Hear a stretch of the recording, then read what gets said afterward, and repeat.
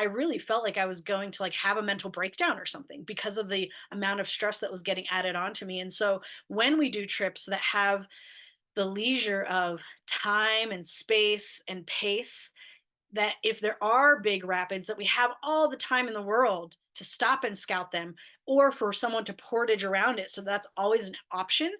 It feels so much different to me than it does if I'm with a group where I know that they want the pace to be hard and fast and go go go.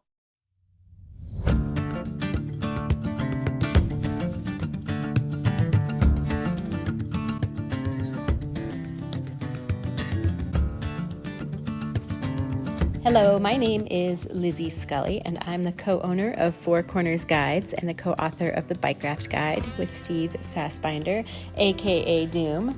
We run a multi-sport adventure guide service based out of the very small town of Mancos, Colorado, home of Alpaca Raft, the Mancos Brewing Company, and many other incredible small businesses. We live about a half hour outside of town at Skullbinder Ranch, our 35-acre base camp on the border of Mesa Verde National Park and the Ute Mountain Ute Tribal Park.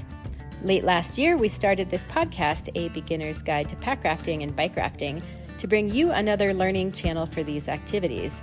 In this podcast, we'll share helpful informational interviews with experienced athletes, guides, and others in the community, along with how-to episodes and storytelling. If you have any requests or questions, ping us at fourcornersguides@gmail.com or comment on our social platforms. Today, we're publishing an interview we did quite some time ago with Julia Yanker, a longtime packrafter, life coach, and somatic experiencing practitioner, aka trauma resolution specialist. My primary goal with chatting with Julia was to really find out what can be done for adventurers who experienced trauma that now affects the other adventures they partake in. I had a terrible climbing accident 6 years ago that increased my levels of anxiety exponentially, no matter the activity I'm doing, but primarily in regards to packrafting. This manifests in an irrational fear of whitewater. For example, I've done the Grand Canyon twice, but despite that, I have an unreasonable fear of the big waves, though I've swam a few dozen times in them. And I have always been fine. But still, when I even just think about the Grand Canyon now, my heart beats faster, my palms sweat, and I get a constriction in my chest. No joke. So I wanted to talk with Julia to see if there was anything I could do about this seemingly irrational fear. And she told me, yes, there is, in fact, a way to deal with it. So in addition to delving into her personal background and packrafting history, we talk about how to alleviate trauma experienced while adventuring. I hope you enjoy this podcast. Stay tuned because we will be publishing a podcast interview with Dean Parker, a New Zealand bike rafter extraordinaire, one of the best in the world, and also Hugh Miles, the owner of Packrafting Queenstown. All right, here we go. Thanks for having me, Lizzie. My name is Julia Yanker, and I am a trauma healing specialist and adventurer and a coach, a transformational coach. So I end up working with a lot of adventurers or outdoor enthusiasts who've had some sort of outdoor accident or injury, some sort of trauma happen, and then they have symptoms that they have trouble getting back to their sport of choice. And then I work with them to help relieve that, as well as some other stuff with my coaching, like relational coaching and whatnot. So varied things. And but yeah, I'm so excited to be here and to talk about whitewater with you. Cool. I'm excited to have you on board. Thank you for taking the time to do this with me. I appreciate it. Can you tell us, like, I'm kind of curious, like where you live and like how long you've lived there and that sort of thing. Yeah, I live in Bozeman, Montana, and I've been here for I think about 16 years now. So it's been quite a while. And it wasn't until I moved to Bozeman that I really got into adventuring and stuff. So I was about 23. So, um, now I've been doing this stuff for a while, and it's been really interesting to sort of watch the evolution of like how my life has changed since moving to Bozeman and all the adventure and everything like that, and then eventually getting into whitewater. And yeah, it's been fascinating. I started out as a professional horse person, so I have all these different sports that I've become involved in since moving to Bozeman and have dabbled here and there. And yeah, whitewater is the place that really, or just rivers in general, actually. So that's really the place that's captured my heart. Did you tell us a little bit about your whitewater background? Did you, I mean, I'm guessing you didn't start with pack rafting since the pack rafts weren't really very developed back then, or what did you start with? Yeah, no, I actually did start pack rafting. Believe it or not, my good friend Mo took me out and I just had such a good time and I followed him actually down one of the more difficult runs here, but it was low water and it was pretty safe. And he's just like, follow me stroke for stroke. And we went down the Mad Mile and portaged House Rock. But I think I flipped and self-rescued and that was it. That was the end for me. I was bitten by the bug, and ever since then I've been an avid pack rafter. And actually I my pack rafting career got started like, you don't know what you don't know until you know what you don't know. And those things that you don't know can kill you or seriously injure you. And so when my husband and I really got into it, we had our pack rafts and you know, right after we also went on a Grand Canyon trip where we were just on rafts, not our pack rafts. And so, but that spring when we got them, we got on two rivers that same stretch, the Mad Mile, at really high water, and then another river, another local river at really high water where it felt like we were on the Grand Canyon because the waves were so big. Like we would be in different troughs and like I literally couldn't see him or his paddle in between because the wave between us was so big. It was ginormous. And I know. And I ended up flipping and swimming on that one too. And I remember both times being like, if I don't get out of this water, I am going to die.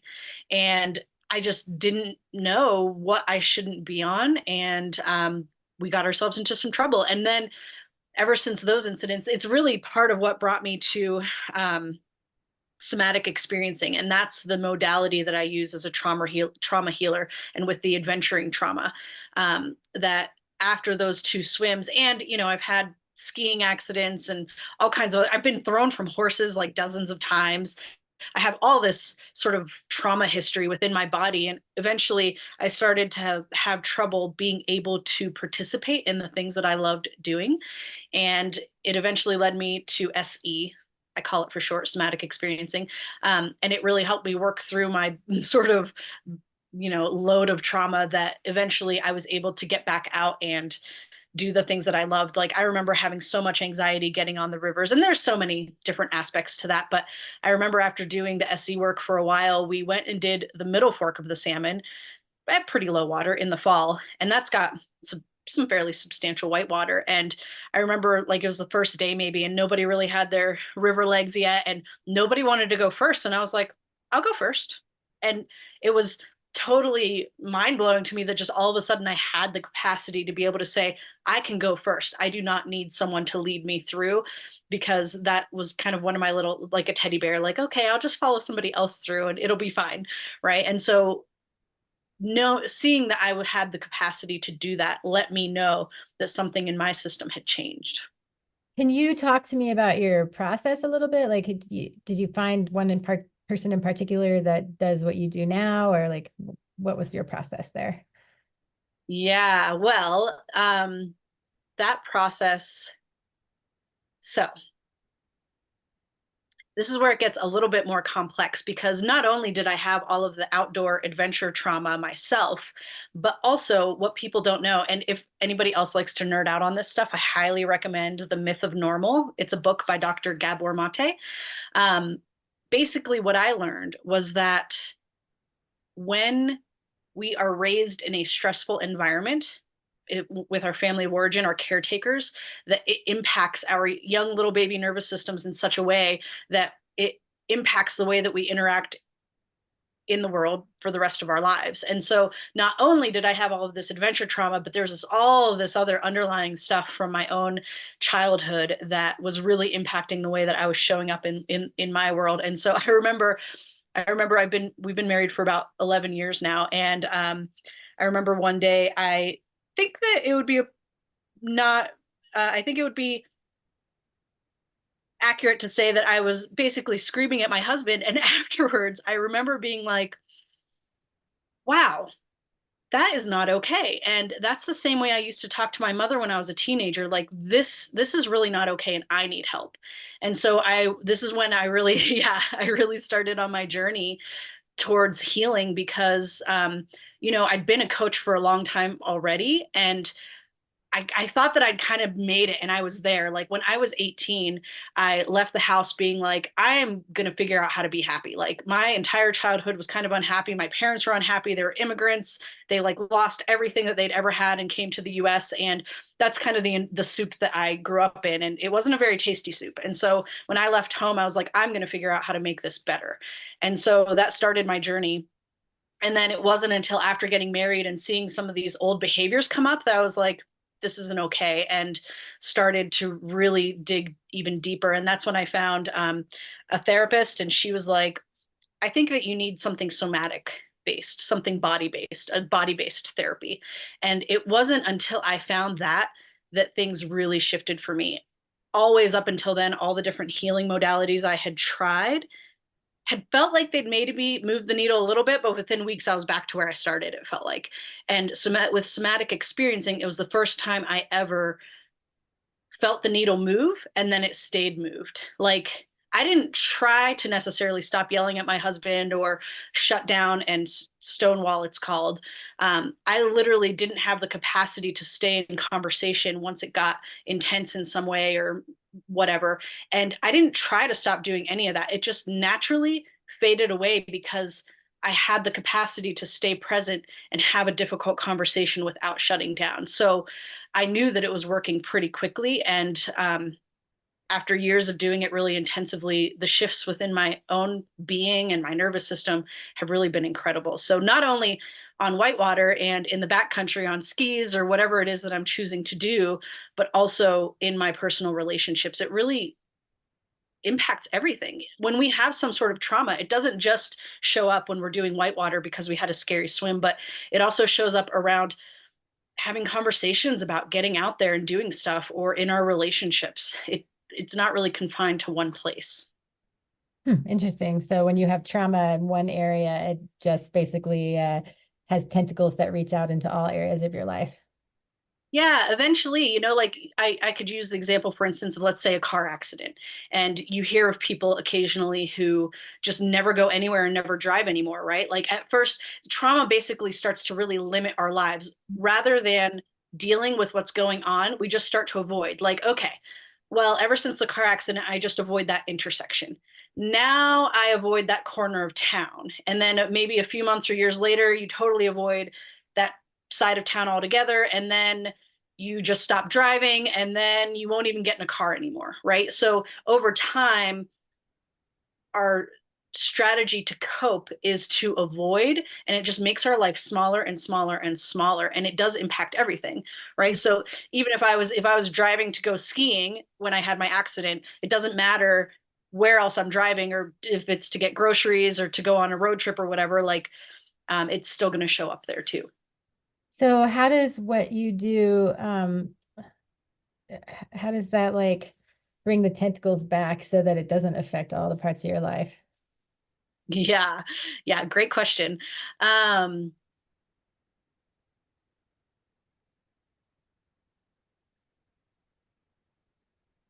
so whenever there is something traumatic that happens in our lives, there's an energy cycle that completes, right? When we see something when we perceive something as a threat in our environment, our body mobilizes an immense amount of energy. And I mean literal energy, like the energy that you would use to like curl a dumbbell or something, right?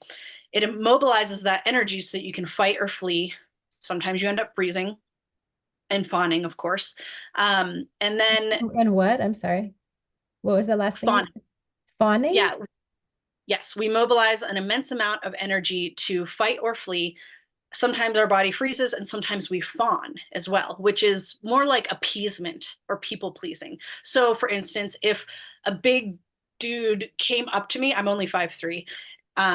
If some big dude came up to me and I was getting a weird vibe from him and he's like, oh, hey, like I'm going to make an inappropriate joke here that I really didn't like, I'm probably not going to be like, dude, that was really inappropriate. Please don't say those things in front of me. I'm probably just going to be like, ha ha ha, and like maybe nervously laugh and then try to extricate my situation whenever I can. Or for instance, think of your boss coming at you at work and saying something not very nice or critical or harsh. And rather than being like, hey, leave me alone, dude, that wasn't very nice, or whatever we might think to say to defend ourselves, we're probably either going to freeze and just not say anything, or we might fawn and try to be like, oh no, I can't believe that that happened, or I'm so sorry I did that, and what can I do to make it up to you? And rather than being like, oh, well, let me tell you my side of things, and this is kind of what happened, right? So none of those things are bad, right? Fight, flight, freezing, and fawning, none of them are bad. It's simply that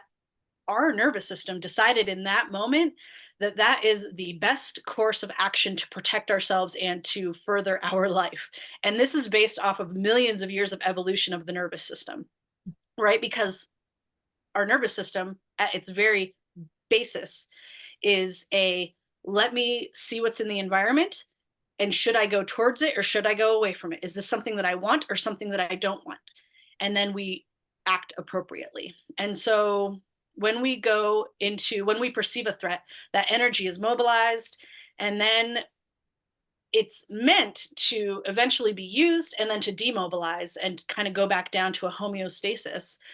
However, sometimes we don't use up that energy and we don't discharge it to kind of complete the cycle.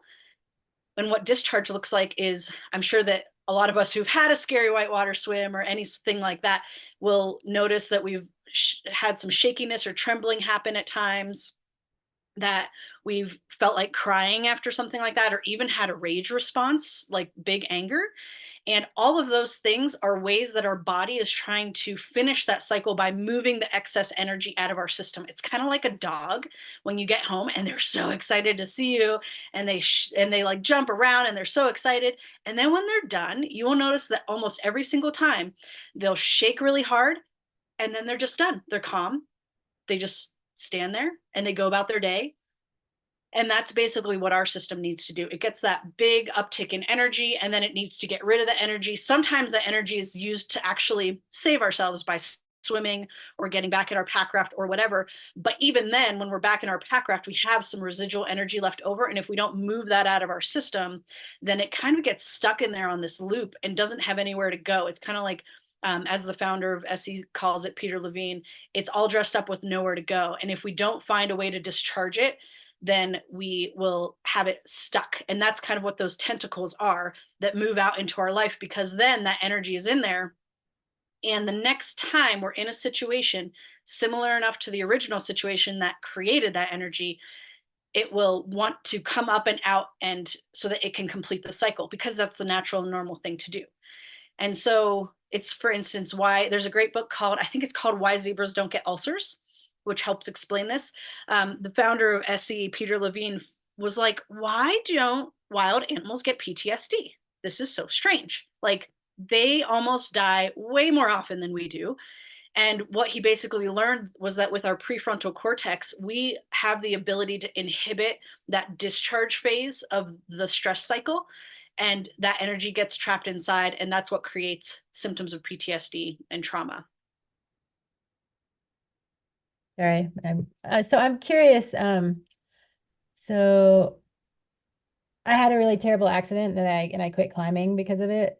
My friend fell because I took him off belay because we miscommunicated, and he fell 100 feet and he almost landed on me. And I went through a couple of years of therapy, and but and I wonder if this relates to I have a irrational fear of the Grand Canyon. I've done it twice. But I'm so scared when I do.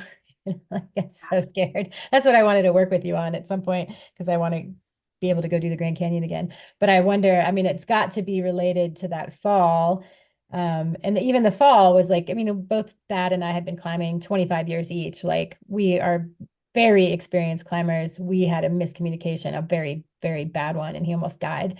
And I wonder, how, like, one, how I would discharge that, because I spent like the next month after that just like screaming and shaking and like lying in bed and doing all these things. It didn't seem to discharge really, though, because, and then I did therapy for a couple of years after that. But how does this live in your system, and what, I guess, like, how, why, I mean, apparently it's still there in my system, right? Even though I had therapy and whatnot, like, what can I'm just curious what I can do or what other people in my situation can do. Right. Well, I think it's really important to talk about the sort of mental health options that people have available to them in this culture. So, these somatic therapies that are becoming more and more available weren't really available for a long time. Psychologists had no idea what trauma was or how it got into the body, what the mechanism of injury was. And the crazy thing is that our institutions still basically don't know. And so even though there's like pioneers who are figuring it out and spreading that information kind of, I guess, I don't know if the word would be anecdotally or like a little bit more informally, the institutions that are like hardwired to be in certain ways and have their curriculums, they're not really picking it up and incorporating it in. Like the the vast majority of therapy is usually like cognitive behavioral therapy, CBT they call it. And it's literally just like talking about what happened and trying to process it that way and trying to like make little changes in your behavior to get better. And it really doesn't work. They've found that it's only like 50 or 30% effective for most people. And the reason that is because when you get into it, we are I think that we are spirits in bodies, right? And our body is how we interact with the world. And so this is what happens. Our body perceives our environment, it reacts to it. It creates sensations within our body that sends messages up to our brain, which tell our brain, hey, something is needs attention. And then from there, we have thoughts and emotions, and those things dictate our behaviors. So that's the sort of process that happens if you think about how we're perceiving our world and reacting to it. When we come into that whole train of events to behavior at the very end and just try to change it there, we are completely ignoring the sensations at the foundation, the emotions and the thoughts that come before the behavior. So trying to just change the behavior is like putting a band-aid on things without ever looking back to see, well, what's actually going on that's causing you to behave in this way? That's the real question. And CBT does not really get to that. And so, for anyone who feels like they've had therapy and it hasn't really been helpful, I really recommend going to see a somatic experiencing practitioner. Well, so how There's would like a, you, but how would you, how would this, so how would you get to the root of the issue with yeah, somatic experiencing versus the other? yeah, totally. That's a great question. And so, basically, what I'm trained to do, or any SCP, is to sit and be in communication with the nervous system itself. So, I will watch my client's body to see if I can detect that their heart rate has increased, or their breathing has changed, or that they've become tense. Like, there are cues that the body gives us that lets us know where it is within that stress cycle. And then I also ask questions like, what are you experiencing? Are you noticing some shakiness or trembliness? Or they might be like, some fear arose or something. And then I know where we are at in that cycle, and I can help facilitate and guide us through the successful completion of that cycle. So if you said to me like, well, there's the accident, and I'd be like, well, let's just stop right there. I don't want to hear anymore. I just want to work on this tiny little chunk. To me, trauma, I like to compare it to like drinking kombucha, but you dropped it on the floor, or you like kind of swirled it around because you wanted to get the sediment from the bottom, and you crack it. But if you just leave the lid off, it like goes all over the place, right? And so what you really want to do is you crack it, you go, ksh, and then you shut it, and then you let it settle, settle, settle, and then you crack it a tiny bit again, ksh, and then let it settle, settle, settle. And that's what an SE session is like. That we are going to work with your nervous system to have it let it let what wants to arise come out. We allow it to go through the uptick in energy and then down into the settling cycle. And then there's some discharge and stuff that can happen. And we move on from there. We just do that a whole bunch of little times. Right. And so it's called titration, so that it's not a big explosion. It's more gentle. And so that's kind of what an SC session looks like. So, and how is it? Because you had mentioned EMDR to me at one point. So, what does that have to do with it? Yeah, so EMDR, I'm not trained in EMDR. I'm not like super well versed in what it is. My faculty for SE, who is really well versed in all this stuff, when I asked her the same question, she's like, EMDR is only really about 50% effective for some people. And the reason that is because it's actually untitrated. That we open the door to all of this trauma energy, and it's really overwhelming to the system, and people either have some big cathartic sort of more like a freak out event that is kind of re-traumatizing, or they just go into freeze mode and shut down, and the material isn't even available to be worked with, right? And so for some people it's helpful, for some people it's not. And so I feel like if EMDR was more titrated, that it would, there are EMDR practitioners who come to SE trainings and apply it, and it is, they find it to be helpful. And so that's why general therapy isn't as helpful, is because it really doesn't get to the body where all of this stuff is held. Sounds like what inspired you to get into this line of work was your own experiences. Is that, Absolutely. is there any more that you want to say on that, or do you feel like you covered that? Yeah, gosh. Yeah, life is so complicated, and I really felt like when I traveled into adulthood, I was lacking so many skills that would help me to lead a fulfilled life, mainly in the realm of relationships. Because when you are a tiny little baby nervous system and you're surrounded by these giants who have to take care of you, and if they do not, you're going to die. That's literally what's going on. It's called attachment theory. And it's basically like, if I can attach to these caretakers, then they will keep me safe and take care of me, and I won't die. And then we live out this thing for the rest of our lives of this battle between what's called attachment and authenticity, where it's like I have my own needs that I want to follow, but sometimes that is in conflict with what I feel like the group or the people around me need. And then we tend to abandon ourselves to prioritize the attachment with the people around us. So for instance, this is what got me into really big trouble when with my ski accident, where I was in a couloir and I head over heel tumbled so a bunch of times. And then when I finally came to a stop from the tumbling, but was still high speed going downhill, and I looked, I was headed right for a rock fin, and I managed to flip like a gymnast. I felt like a gold medal gymnast anyway, and stomped the landing. And I could have reached out and like touched the rock with my hand from my landing spot. I almost died. I don't know what would have happened if I'd have hit it head first going that fast down like a 40-degree slope, in spring conditions. And so what I really learned from that, besides, all the healing from the trauma portion of that, but I was like, I never belonged there in the first place. I should not have been out there with my friends. And basically what led me there was my attachment to this group of friends that on some level unconsciously we are all being encouraged by our nervous system to stay with the people who are familiar to us. So even though these people who are familiar to me had been skiing since they could probably walk, and I was an adult learned skier, like I didn't start skiing until I was maybe 25, and I wasn't very good. And I basically was with this friend group who was like, "We're here to no friends on a powder day." No friends on any day. We're going to go ski whatever we want anytime. And if you want to hang out with us, you're just going to have to come with us, or we're going to leave you behind.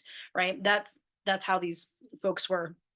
And to some extent, me putting myself with that group of friends who wouldn't be in care of me and our relationship by toning down the objectives on the days that they chose to go with me was also a product of my sort of trauma development as a child, where I don't expect people to treat me with respect or value because I wasn't treated that way as a child. So that's why I had those relationships to begin with.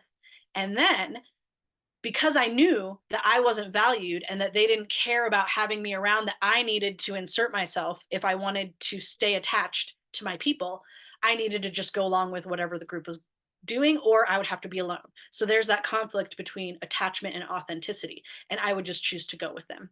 And even though I can ski crazy things, if I had to, I could probably ski just about anything. I really don't want to, and I don't like to, and it scares the crap out of me.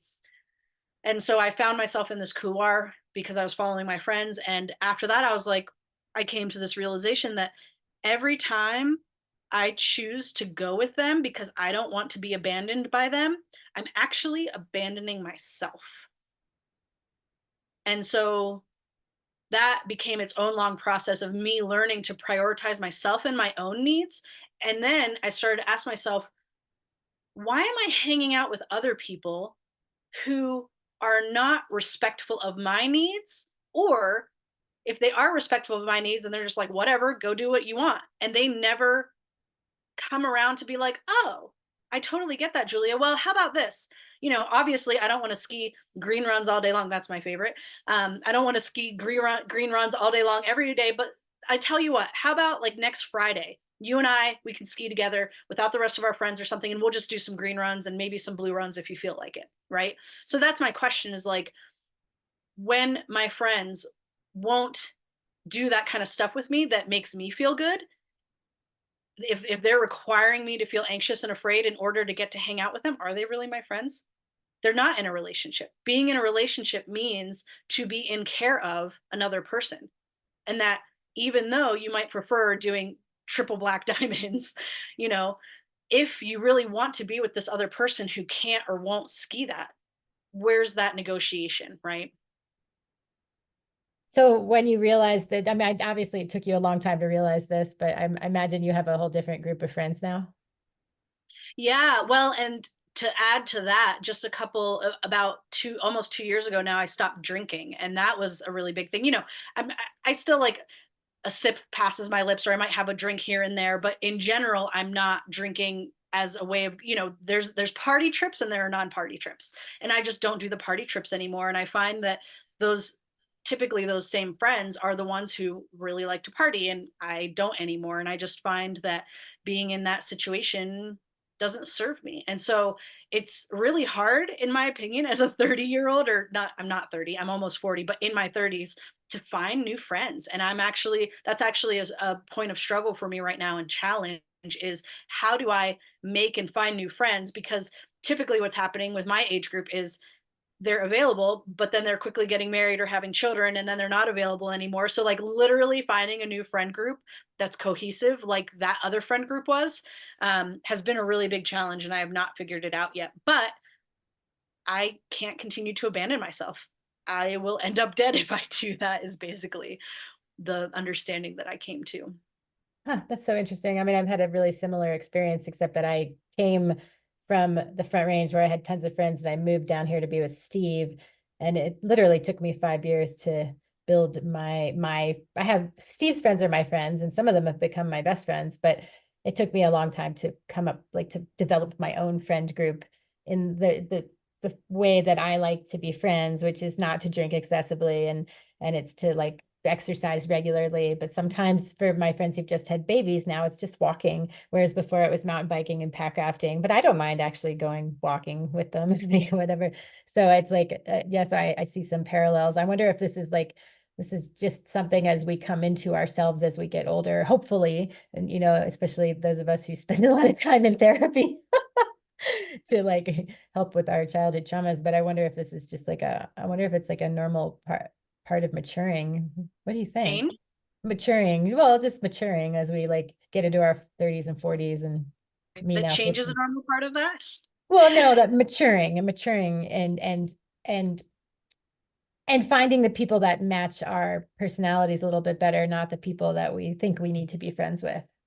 That's Yeah. what. And I do connect that with change, because what does maturing actually mean, right? It's that literally you're changing and becoming different in the decisions that you make and everything in your life, right? And what do all the, spiritual texts say is that change is the one thing that you can really rely on in life. And so, I remind my husband, who's had a friend group for like since he was 5, because he actually grew up in Bozeman and I did not, that I'm like, change is a part of this. And just because you started being friends with them when you were 5 doesn't mean that all of those relationships are going to stay exactly the same throughout your entire life.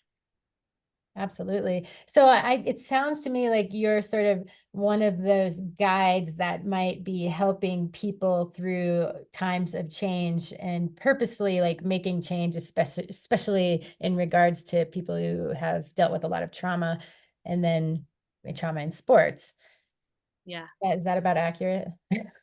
Yeah, I know, right? Like I know that you with your marketing background can really appreciate this, but it's hard to know how to describe my business because you're right. I have that really specific training to deal with literal physical like shock trauma that happens psychologically and in the nervous system. But then I've also got all of this, so bring it back to all my life experiences, right? Is I've got all of this, you know, experience of the relational side of things where, my husband and I almost got divorced. And I totally threw myself into figuring out like how do you have relationships, so attachment theory is that we either are securely attached or insecurely attached, and insecure attachment looks like it's called anxious, and then there's avoidant attachment, and avoidant attachment is what I typically come up with when there's difficulty in relationships, which is basically like I'm just not going to let you be close to me because that way you can't hurt me, and I will be super independent and alone,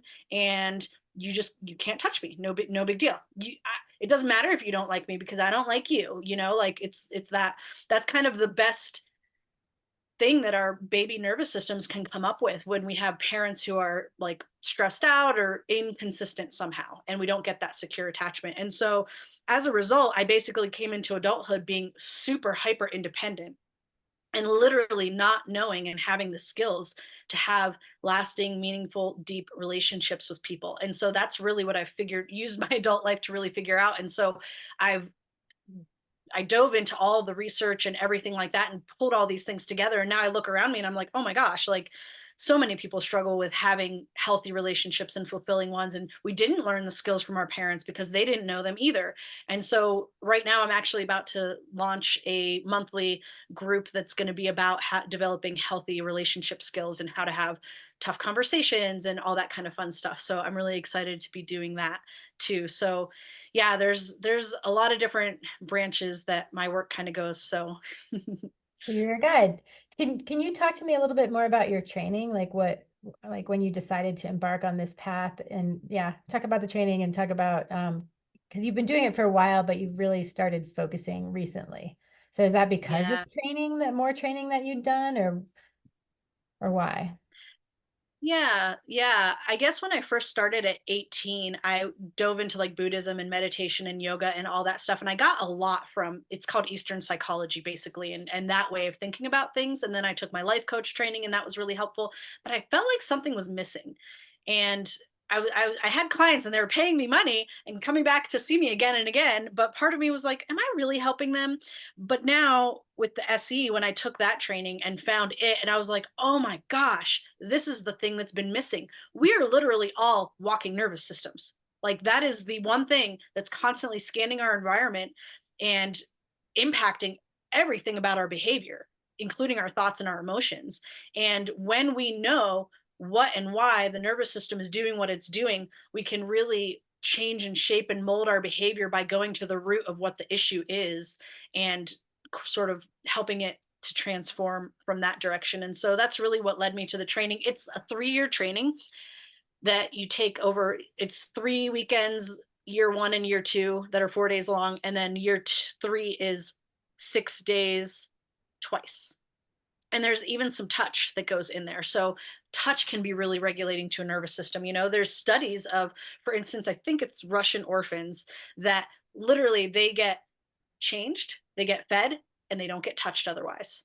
And the challenges and the way that their nervous system is molded as a result are really drastic. And so we need touch to be okay. And so it's really cool that SE also brings in the touch element to help stabilize nervous systems, help people learn to regulate. Some of us have literally never learned how to be regulated and how to just be at this homeostasis. We all operate at this high level of like go, go, go. Our nervous system is sort of stuck on and this high energy. That's what anxiety is. And or we get stuck on off, which is what depression is. Depression is literally just a nervous system state. We're in freeze mode for some reason. And underneath the freeze, there's always a ton of unprocessed stuff that we never have felt safe, or that we have enough resources to really handle. We've never really learned the skills to deal with it. So yes, the training was basically how to be. I'm a nervous system guide. Can we go real quick to an example of like you could use me as an example, like my being petrified of the Grand Canyon, even though I've done it twice and it was fine. And the swims, I mean, I had a couple that were not pleasant, but they were sure not that big of a deal. So like, can you go through like what you would do with me in the first two sessions and like, yeah. Yeah, totally. Well, the first thing that we would do is you would fill out an intake form, and it's literally just this list of check boxes like, have you experienced a car accident? Have you experienced an animal attack? All these different things, right? And that alone tells me a lot coming in of what it's called allostatic load, getting super nerdy, of what's going on, the load on your system, because trauma is cumulative. It's not like something happens and it either sticks or it doesn't, and it doesn't matter. And it accumulates and accumulates and accumulates until finally there's the straw that broke the camel's back, which could be something as silly and simple as slipping on the ice and falling on your butt and not even getting injured. But it's this spike in energy and it just unravels us. And so sometimes we'll have something that's seemingly minor that happens that was just the last straw. And then we all of a sudden find that we have PTSD like symptoms and we have no idea why, because we do not equate slipping on a sidewalk and falling to, this sudden unleashment of all these PTSD like symptoms. And so what we would do in the first two sessions, and maybe three, four, five, it depends on if you have also that developmental trauma from that relational trauma from being a child, or if you were born into an environment where your parents were really stressed out all the time and they were never regulated, it means that you were never regulated. Because as babies, we cannot regulate ourselves. We can only regulate through our caregivers. And so, if that is the basis that we're coming from, we're going to spend a long time and many sessions just developing a sense of safety and okayness within the nervous system, because we're going to go into the trauma vortex. It's like this whirlpool that wants to suck us down and under like a big black hole. And we're going to dip our toe in it. But if we don't have an island of safety to come back to and to stand on while we dip our toe into the trauma, we're not going to be able to do the work. You're just going to get sucked down to the bottom and re-traumatized time after time after time. So the first thing we have to do is create that island of safety. And anybody listening to this podcast can actually start to do that work on their own right now by noticing moments where things are just pleasant or neutral. Sometimes some folks can't even experience pleasantness and pleasure because their system is so overloaded and they've never had that sense of safety. So if you cannot feel pleasure or pleasantness and feel okay and good, you start with neutral. What's not as bad, right? And just start to build in that direction. So it could be something like when I get in my hot tub and I really like sink down into the hot water. I'm like, oh, this is so nice. And I literally feel what that's like in my body. Like when I look out at the mountains from my window, I notice that my chest expands. I feel a little bit like lighter and looser, and literally feeling that sense of okayness and pleasure in my body helps to develop that island of safety. Every time we drag ourselves out onto our island of safety, it's like a little bit of sand falls out of our pockets and makes the island a little bit bigger. So every time we visit it, it gets bigger and more substantial. So one way that you can do that now is just by starting to notice the good things or the neutral things in your life.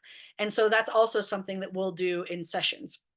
And then eventually what it looks like is that you might be like, okay, well, it's time to work on the stuff. Or you might be like, I had a fight today with my husband and I just want to talk about that. And even right there, I'll be like, so let's pause and just notice what's going on in your body, even just bringing this up right now, because that's going to have charge already. We don't want to like tell the whole story because our verbal brain can process things so quickly and it leaves the soma, the body, behind, and the body doesn't get to process these things. And that's another reason why we develop trauma and PTSD, because things happen so fast. Trauma is basically when something is too fast, too much, too soon, or not enough of something, right?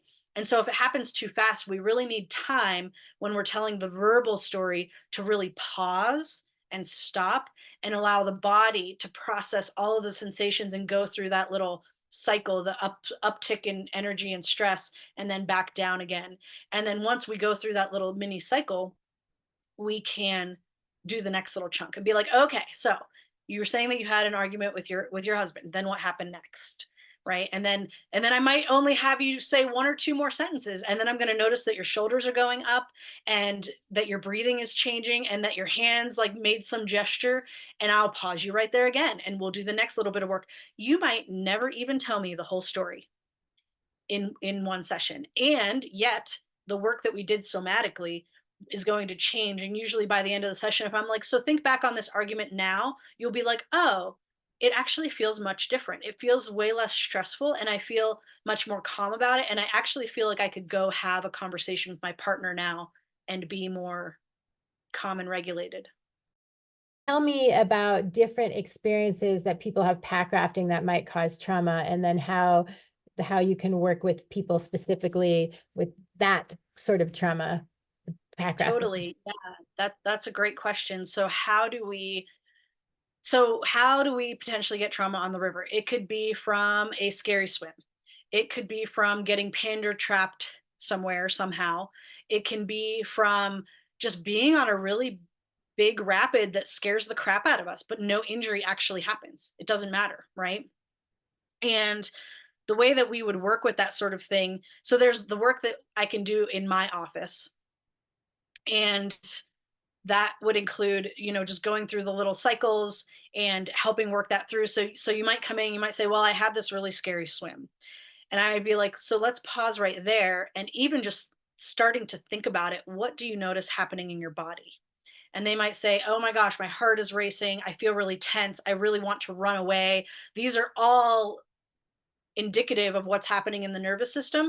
And then we'll just work with that tiny little bit. And then once I see that they've gone through that stress cycle and come back down, then we'll do the next little bit. Like, so, okay, so you had this scary swim. When was the first moment that you knew something was going wrong? And they're going to be like, well, it was when I saw the hole. And then I might see them like freeze up and like get really tense, or their arms might do something, and then I'll be like, so let's pause there again. And then we go through another little stress cycle, and we might never even get through the entire story of the swim, right? Because what we're really trying to do is slow the body down, and or slow the cognitive narrative down, the brain down, to give the body time to get caught up. Because what really happens in trauma is that something happened too fast, too soon, and it was too much. It was totally overwhelming. Or there wasn't enough of something. And so when it happens too fast, our body literally doesn't have time to go through all of the stress cycle that it needs to in order to be able to really integrate it. And that's what we're doing in session, is really pausing and slowing it down. The other thing that we can all do is that we can, when we see something happen on the river, let's be advocates for our friends.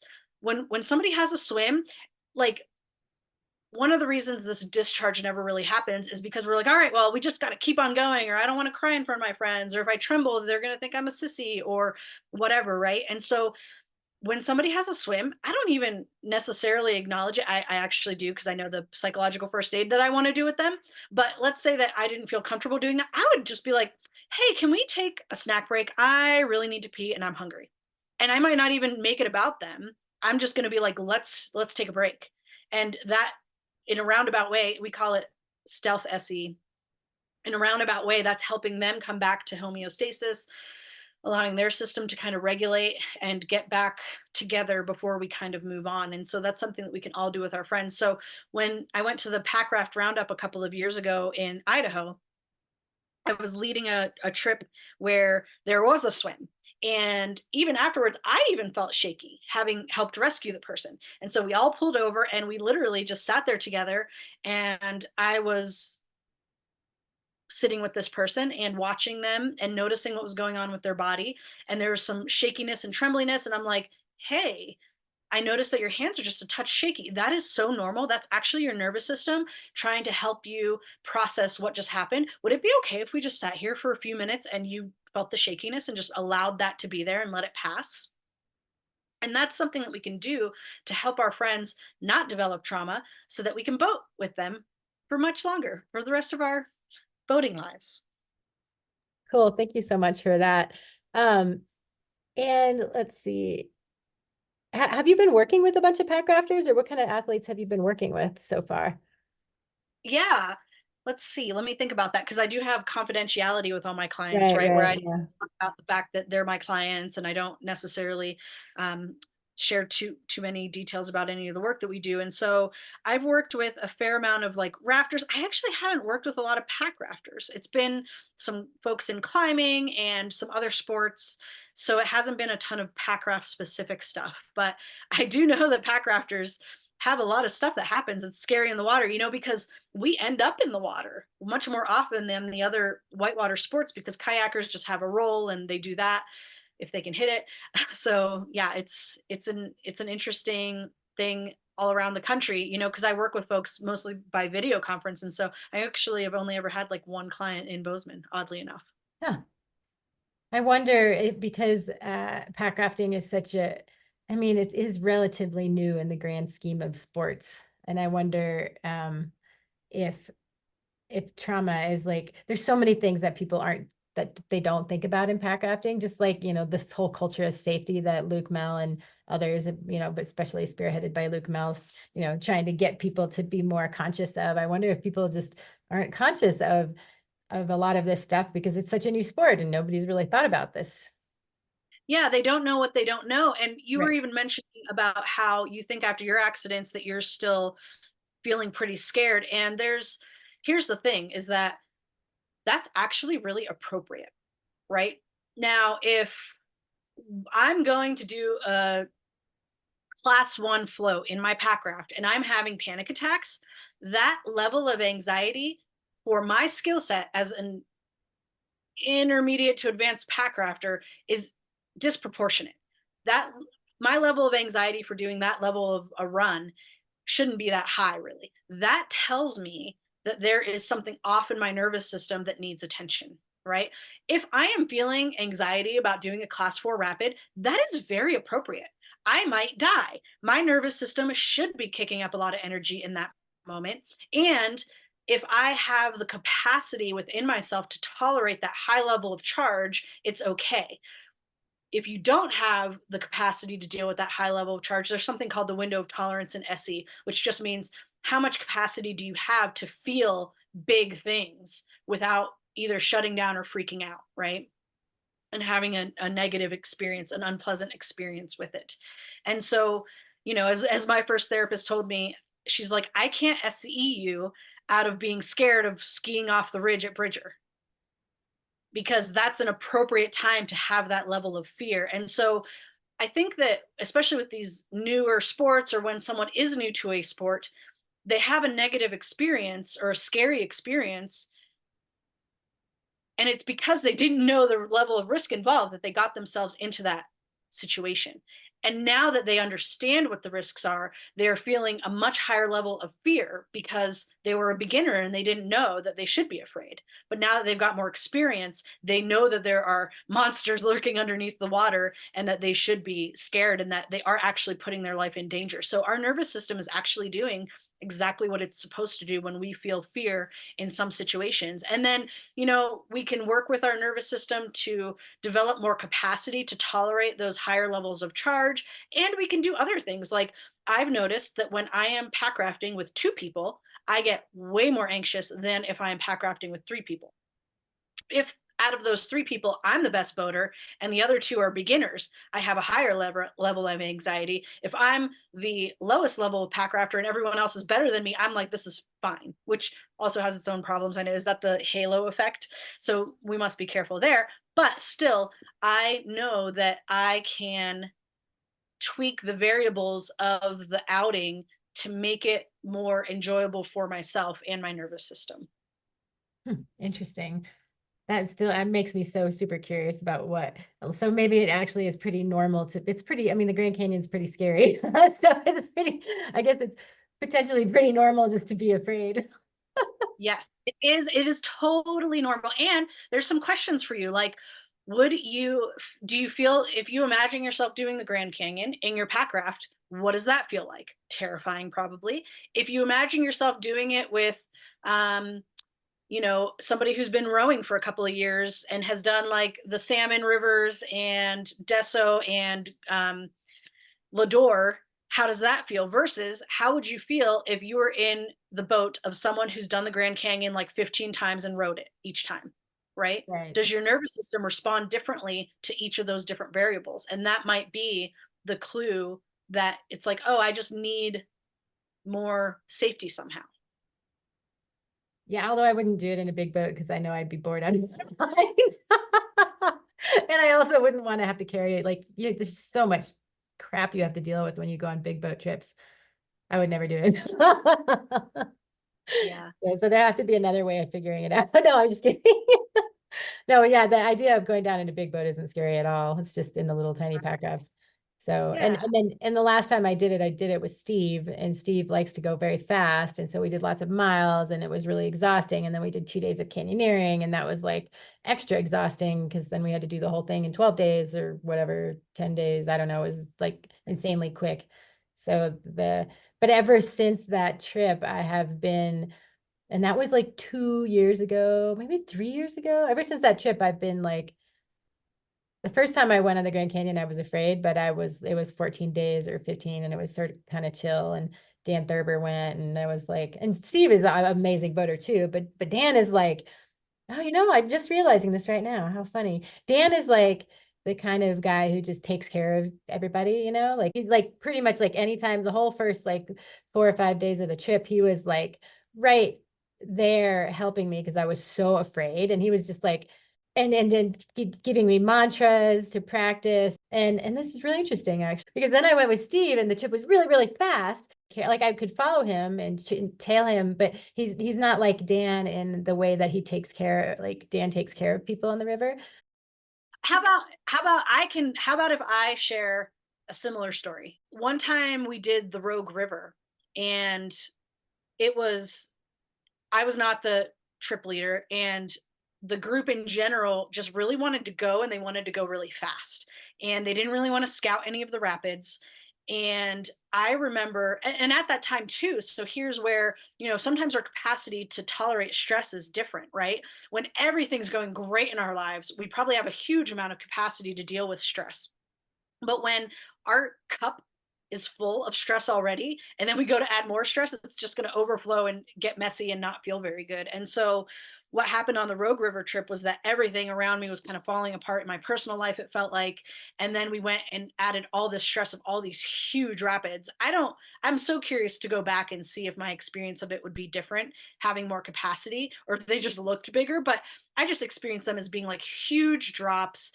There was this huge horizon line that you couldn't really see it. You couldn't really boat scout, I felt like, because by the time you got close enough to the rapid to really see what was going on, it was too late to get yourself into position. And so nobody really wanted to scout. And this was back in my days of self-abandonment, where I didn't feel like I could really stand up and say, like, no, I'm not like, you leave me here. I'm not doing this trip if we're not scouting, like I will hike back to the cars or something, right? And so we ended up doing that. And I remember a point on the river, we basically did all the big rapids in one day. It was wild. And we were close to the end of the rapids for the day. And I was like, I don't know if I can do one more rapid. I think it was Blossom Bar is the last one. And I was like, I might freak out. I literally might lose my shit. Like, I don't know if I can do this. And I ended up doing it, and it was fine, but I really felt like I was going to like have a mental breakdown or something because of the amount of stress that was getting added onto me. And so when we do trips that have the leisure of time and space and pace, that if there are big rapids, that we have all the time in the world to stop and scout them, or for someone to portage around it, so that's always an option. It feels so much different to me than it does if I'm with a group where I know that they want the pace to be hard and fast and go go go. And nowadays I just choose not to be a part of trips like that. That's really interesting. And it makes me think of, like, I really love being with my husband though, and I love doing stuff with him, but he's just like, he's turning 50 this year and he's not slowing down at all. So I've been thinking actually about putting a women's trip on the Grand together sometime for in the next couple of years. Yeah, I think not. I feel like I need to do some work first, but maybe 2020, like the end of 2025, if I can get like a winter permit or something. But I don't want to be the trip leader. So I think I'll ask Jewel Harrell to be the trip leader and then just invite a bunch of rad women. You want to be on that trip? Absolutely. Cool. Yeah. Okay, well, cool. Well, thank you for that perspective. I appreciate it. And maybe I won't cut out that section. I just don't want to throw my husband under the bus, but I think he's like extremely, he's such a wonderful guide and people absolutely love him, but his personal trips are really hard and I go along sometimes on them. And when I was younger, like I climbed big walls all over the world and I got really scared but I sort of thrived on it. And now I'm like, I have zero interest in getting my nervous system that elevated. I just want to be calm as much as possible. Yes, and different people have different preferences, and that's okay. Some people love to do big, hard, fast trips. I don't always know why. They just are the way they are, and that's okay. It doesn't work for me, and that's okay, right? So you might like pizza and I might hate pizza, and that's okay. You get to eat pizza, and if you invite me to go out for pizza, I might say, I actually dislike pizza. Can we go somewhere else? Or why don't you go have pizza? Can we get together next week and go somewhere that we both enjoy? Or we might negotiate to figure out how we can make it work for both of us if we really want to hang out that night, right? So it's different people have different styles. Some people really love to party and drink a lot. That's great. Good for them. And that doesn't work for me. I'm sorry. You go do what works for you, and I'm going to go over here and do what works for me. And I'm sorry. I feel bad that that means that our level of connection is going to have to change as a result. But that's really a significant and important thing. I feel like also that women have a much harder time setting those boundaries. At least I feel like I did for most of my adult life. Yeah, and I don't know, it might even be men too. I guess neither of us is in that body, so we don't know, but that's why I love that book The Myth of Normal, is because it really talks about all of these phenomenon in our culture, and we're literally, our entire culture is one of fawning and appeasement. It's of attachment, prioritizing the attachment in that attachment authenticity conflict versus authenticity, right? So we prioritize going with the flow and being sheeple versus standing up and saying like, no, that doesn't work for me. And many people don't have the skills. Like, for instance, me, I always had really good boundaries in the sense that I'd be like, no, F you, go away. But that's like too far on the other side, right? Like, there's a way to do boundaries in a skillful way where we're not shaming the other person for wanting to do what they're doing or criticizing them or having any judgment. It's simply saying, hey, I see what you're doing over there. That's great for you. It doesn't work for me. And I'm sorry, I'm going to have to go over here and I'm going to do what I need to do to take care of me. But you keep rocking on. Right. Yeah. So there's a way to do it. And we just have never been taught how to have boundaries, and we just haven't learned that skill.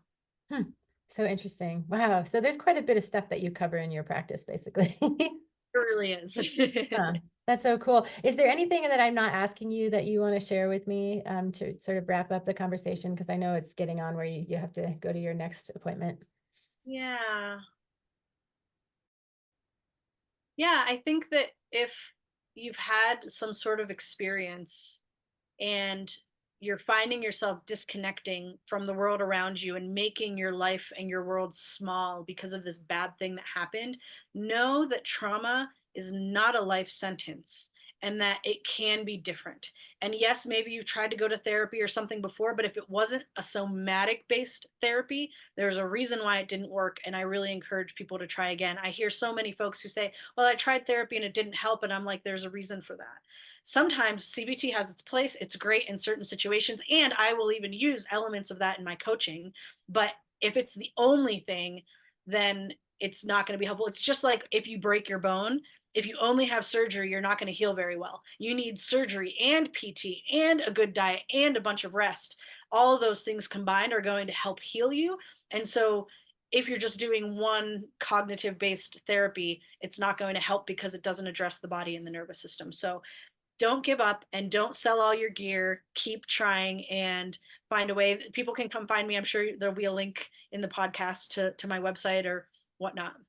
Yes, there will. And also, I'd love to get a list of your recommended books that you mentioned in Yes. the conversation and put those up on the website as well. And there will also be a transcription of the interview on the blog.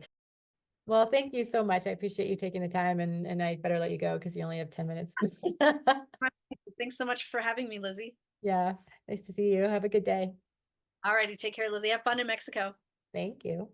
All Bye. right. Bye-bye. Thanks so much for listening in to A Beginner's Guide to Packrafting and Bikerafting podcast, episode number 5 with Julia Yanker. If you would like to learn more about Julia, check out her business, Life Untethered Coaching, and her website, juliayanker.com. The link to her site will be in the show notes. You'll also find a full transcription on the Four Corners Guides website. Forgive us for any weird errors. We use AI to edit the content.